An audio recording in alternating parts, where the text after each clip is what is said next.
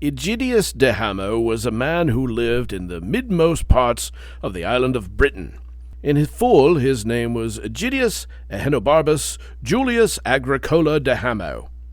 For people were richly endowed with names in those days, now long ago, when this island was still happily divided into many kingdoms. There was more time then, and folks were fewer, so that most men were distinguished.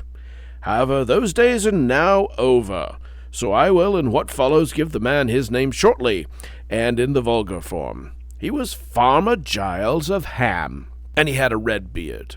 Ham was only a village, but villages were proud and independent in those days. Farmer Giles had a dog. The dog's name was Garm. Dogs had to be content with short names in the vernacular. The book Latin was reserved for their betters. Garm could not even talk dog Latin, but he could use the vulgar tongue, as could most dogs of his day, either to bully or to brag or to wheedle in. Bullying was for beggars and trespassers, bragging for other dogs, and wheedling for his master.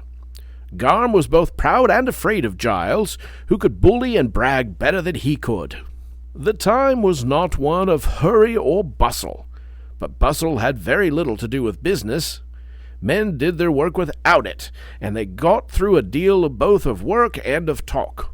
There was plenty to talk about, for memorable events occurred very frequently.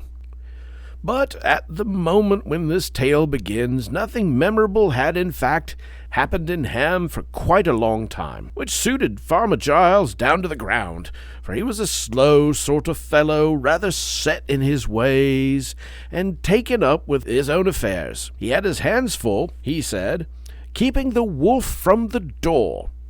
That is, keeping himself as fat and comfortable as his father before him. The dog was busy helping him. Neither of them gave much thought to the wide world outside their field, the village, and the nearest market. But the wide world was there.